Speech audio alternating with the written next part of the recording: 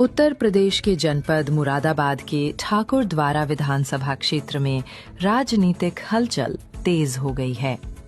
पूर्व ब्लॉक प्रमुख और समाजवादी पार्टी के कद्दावर नेता इकबाल हुसैन ने विधानसभा चुनाव लड़ने का ऐलान कर सियासी समीकरणों को हिला दिया है। दैनिक भास्कर की टीम ने उनसे खास बातचीत की, जिसमें उन्होंने अपनी राजनीतिक यात्रा, क्षेत्रीय मुद्दों, योजनाओं और चुनावी संभावनाओं पर खुलकर चर्चा की। इकबाल का दावा है कि जनता बदलाव चाहती है और वो शिक्षा, चिकित्सा व बेरोजगारी जैसे मुद्दों पर क्रांति लाएंगे। इन खास मुद्दों पर देखिए दैनिक भास्कर की खास पेशकश। बातचीत करने के लिए पूर्व ब्लॉक प्रमुख इकबाल इंजीनियर जी हैं, उनसे आज हम खास बातचीत करेंगे। प्रमुख साहब, आपके राजनीतिक सफर की शुरुआत कैसे हुई और ब्लॉक प्रमुख बनने से पहले की चुनौतियां क्या क्या रही हैं? देखिए, ऐसा है, मेरा परिवार बहुत टाइम से, पिछले करीब 100 वर्षों से राजनीति में रहा है, लोगों की खिदमत करता रहा है। उसी बीच जो है 2012 में मेरी पढ़ाई के बाद जो है 2014 में मेरे वालिद साहब का इंतकाल हो गया। मेरे वालिद साहब ही राजनीति में सक्रिय थे और सामाजिक कार्यों में जो है लगे रहते थे।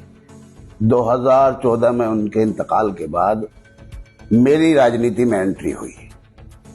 2016-15 में जो है मेरे बड़े भाई अफजाल प्रधान जिला पंचायत के सदस्य निर्वाचित हुए। उसके बाद 2016 में ब्लॉक प्रमुखी का चुनाव हुआ और लोगों के सहयोग से, सभी लोगों के आशीर्वाद से 2016 में मैं ब्लॉक प्रमुख भगतपुर टांडा बना।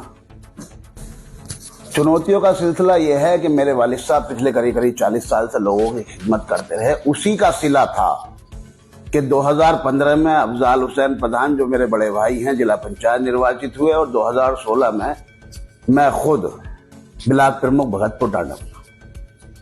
प्रमुख साहब, विधानसभा क्षेत्र में चुनाव लड़ने की फैसले क्यों लिए गए और कोई विशेष कारण है? नहीं, कोई विशेष कारण नहीं है। हर एक आदमी की यही इच्छा होती है कि राजनीति में अगर वो है तो आगे बढ़ता रहे। मेरा परिवार हमेशा ये सही राजनीति में रहा है और सामाजिक कार्य, लोगों की खिदमत करता रहा है। उसी लिए 2016 में जब मैं ब्लॉक प्रमुख बना और आप लोगों के आशीर्वाद से पूरे जिले में मैं सिंगल ब्लॉक प्रमुख था, जो पूरे 5 साल ब्लॉक प्रमुखी के पद पर रहा।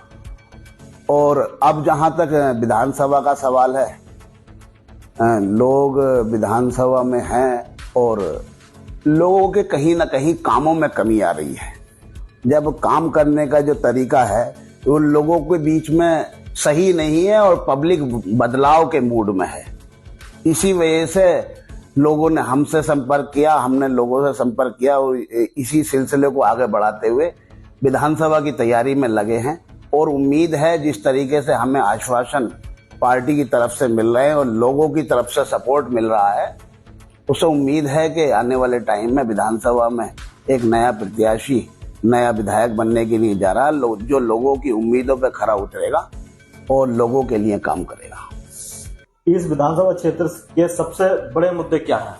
देखिए, इस विधानसभा के छोड़िए, पूरे प्रदेश में मैं बता रहा हूँ, जो सबसे बड़े मुद्दे हैं वो शिक्षा, चिकित्सा, बेरोजगारी, यही सबसे बड़े मुद्दे हैं। और जहां तक विधानसभा ठाकर द्वारे का सवाल है, यहाँ एक बहुत बड़ा मुद्दा शिक्षा का है।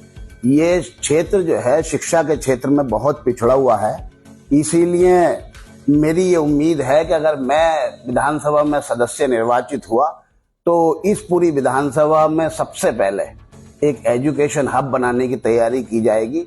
उसके बाद जो है यहाँ 3 ब्लॉक, इस विधानसभा को 3 ब्लॉक जोड़ते हैं। तीनों ब्लॉकों में एक अलग अलग हायर सेकेंडरी स्कूल खोला जाएगा, जो इंग्लिश मीडियम भी होगा, हिंदी मीडियम भी होगा, सरकार द्वारा मान्यता प्राप्त होगा।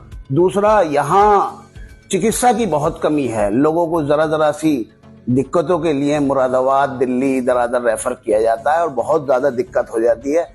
और ऐसा मान के चलिए कि उस वजह से कई लोगों की मौत भी हो जाती है। स्थानीय वोट बैंक जैसे SC/ST समुदाय, किसानों को मजबूत करने के लिए आपकी क्या क्या योजनाएं हैं?